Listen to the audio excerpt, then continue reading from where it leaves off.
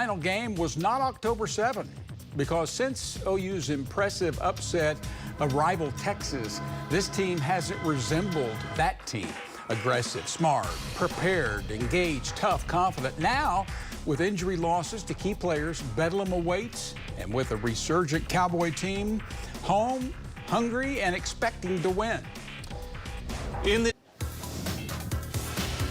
All right, time to get those phones out so that you can be a part of the show tonight. You're just one text or social media post away from being here on the Blitz. Tweet us using the hashtag OKBlitz or find us on Facebook, News 9 Sports or News on 6 Sports. To vote on Play the Percentages later, text Dean or John to 79640. Latest AP rankings, OU drops and OSU remains unranked. It's Georgia, Michigan, Ohio State, Florida State, Washington, top 5, Texas to 7, ahead of Bama. Sooners drop from 6 to 10. OSU first in the others receiving votes, so 26th. Hey, Dusty, what's good up, to Dino? have you, pal. Yeah. Hey, somehow, after the wake-up call against UCF, you would have thought it'd come around. Undefeated Oklahoma didn't show up at Kansas with that edge. Kansas did. A lead head coach, Leipold, and the team took advantage of their open week. Yes, OU lost star Stutzman and others to injury, but KU was without its star quarterback. I mean, that guy's good. Bad weather helps underdogs. A thorough review reveals tons of busts and bad decisions. Let's look at a few.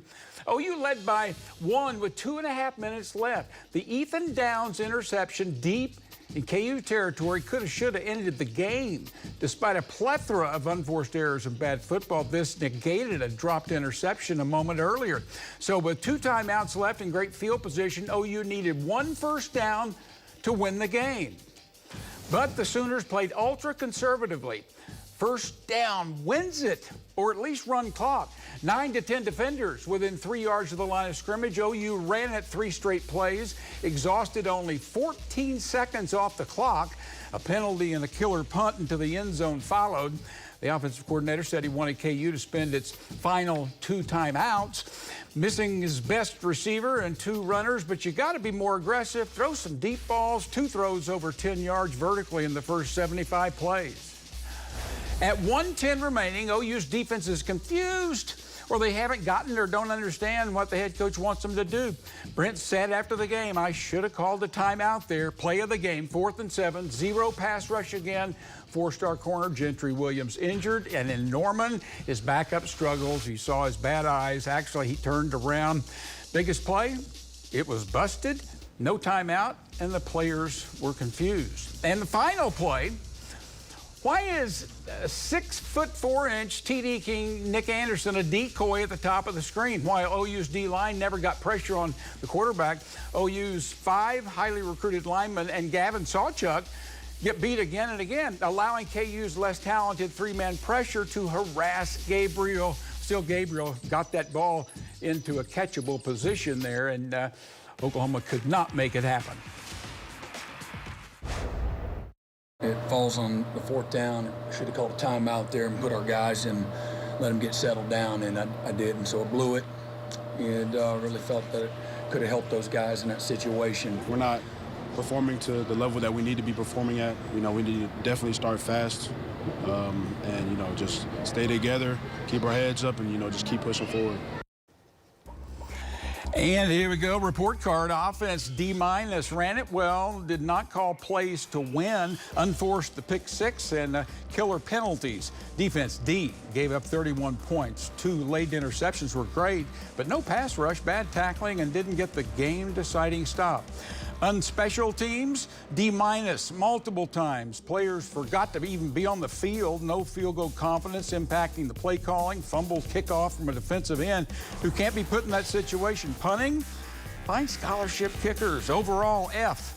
Unfocused, undisciplined, unsuccessful, and unnecessarily wasted a chance at a dream season. Yeah, Dino, look, it was sloppy. It was a lot of mistakes, just like the weather is what Oklahoma looked like there in Lawrence. I want to give Kansas a ton of credit. They're a well-coached football team, and they're bowl eligible once again for Lance Leipold. But Oklahoma was their own worst enemy on Saturday. Let's start with the pick 6 to start it off. Dillon Gabriel holding the football too long. You can't do that on a guy like Kobe Bryant. He jumps around, takes it to the house, and you knew Kansas was here to play. The one bright spot offensively, Tyree Walker, he was great. Ran for 146 yards. I thought he showed some good patience, physicality. Problem is, he didn't finish the game, and he's highly questionable this week in Stillwater. Physicality is what Kansas brought. You saw that on this big hit on Jalil Farouk. That was a huge fumble that led to this 38-yard touchdown from Jason Bean, who shows that speed. You can't give up the edge and let the quarterback take it to the house. This play was huge, controversial.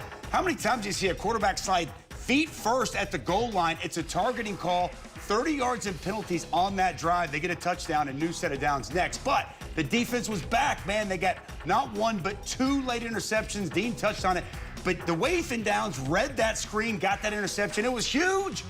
All you got to do is get a first down. I would have loved to see them put the ball in the air, let your quarterback, who's trying to win a Heisman, try to win you the game. Instead, this 4th and 6 that we've already talked about, you're not lined up, you're not ready. The coverage, you get completely turned around, and it leads to this touchdown here by Mr. Neal getting into the end zone. At the end of the day, look, Oklahoma's got to clean up these mistakes. They've got to come ready to play. You're not going to go on the road and beat good football teams when you're beating yourself, and that's going to come at a test here once again this weekend in Stillwater. Well, speaking of Stillwater, the first of the 4 new Big 12 members, that was the Cowboys challenge. Cincinnati had lost 5 straight, but could get up and down the field. And speaking of getting up and down the field, this pace just can't keep up, can it? Ollie Gordon has now rushed for more than 1,000 yards in the season with another huge night. Who do you compare? Leads the nation, doesn't he? Yeah, who do you compare Gordon to when it comes to former OSU backs? Mike Gundy has said Keith Toston because of his toughness, and the 9-yard touchdown in the second half showed that. But Gordon doesn't truly fit the same mold as anyone else in memory, and the speed on the 75-yard score late shows he has the stamina for 4 quarters. 25 for 271 and 2 touchdowns. Injuries at receiver probably means Leon Johnson may have to burn his red shirt. I can take out the words probably and may, I think. His 4th game of the season featured his first catches, and they were impressive. 6'5", athletic, made a couple of contested grabs. The D3 transfer from George Fox College ended up with 5 receptions for 149 yards as the Cowboys took advantage at times of Cincinnati's lack of depth in the secondary. Second-string corner was not good. Bearcats' offense was ranked 25th in the country in total offense coming in. The Cowboys gave up some yards, but not many points. Nick Martin, another double-digit tackle game, 12 this time. And the defense established the second half tone, a quick stop, then the interception here by Cameron Epps. I know, Dusty, you're going to talk a little more about this. He now has 3 on the season. Third quarter was all OSU. There was a lot to like about the win, even what came out of what at the time was a costly turnover. Gordon fumbling deep in Cincinnati territory in a 10-7 game. He was frustrated. He slammed his helmet on the sideline afterward. Mike Gundy then got to Gordon to give him a message. What I shared with him is I've been around the greatest running backs to ever play this game. None of them did that. They all learned to keep their composure. He said, Coach, I apologize, I'll do better. And I said, I'm glad to see that. That means we're going to be better, and then you're going to be better for the rest of your career. It hurt me that I let the ball go for our big guys, you know, and all my other teammates, and it just really hurt me. But I can't lose my composure like that. Report card, offensively, we'll go A-. Great offensive line play, 601 total yards, 45 points. Ollie Gordon, of course, the only downside was 2 turnovers. Defense, B+, gave up an explosive run for a score, but also only gave up 13 points. Recovered a fumble and picked off a pass. Special teams is a B. Coverage units were good. Alex Hale did miss 2 field goals. A high snap on one of them may have affected it. The other one was a really long try and bad weather. Overall, it's an A. Just like last weekend, the Cowboys were a more physical team in the second half. And, Dusty, they dominated the Bearcats. Yes, they did. What an impressive win. And speaking of impressive, there's nobody in the country more impressive than Mr. Ollie Gordon. We've already talked about him. We're going to keep talking about him. I'm going to show you these plays. The physicality he runs with. Look at the pad lever. Look at the contact balance. Putting a hand on the ground, you're not going to be able to take him down. He is just so strong, so powerful, but he also presents patience and vision, and you'll see the burst here on the 75-yard touchdown and the blocking.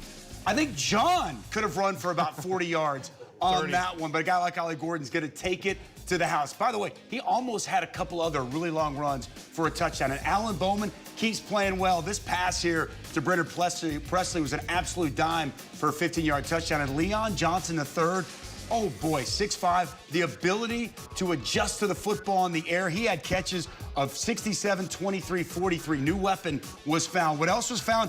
Defense in the second half being dominant these first 3 possessions. Mike Gundy challenged his team. He got after him, and boy, they responded. These first 3 possessions, they got that big stop on 3rd down. Nicholas Martin keeps making plays. You get the interception, and then yet another 4th down stop. McKinney, the redshirt freshman cornerback with a big pass breakup. That's consecutive weeks. That defensive backfield, man, they're young. They're getting better and better and better, just like this football team has. The turnaround we've seen in Stillwater is nothing short of amazing. What a matchup. Report Card is sponsored by your Oklahoma Ford dealers. Ford is the best in Oklahoma.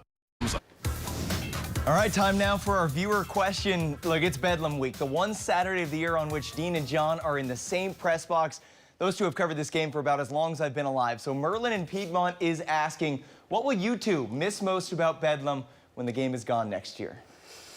I wish that it was that number, whatever that number is. I think you can almost double it. I don't know. I think being there, especially in Stillwater, there have been big games, and the big swings, the mood changes in the stadium, and the dynamics, and the incredible talent that's been on that field. Oh, there's no question about it. The close games, and there have been more of those in the last decade and a half than there had been for a long time leading up to it. So we've been fortunate to be on that end of it.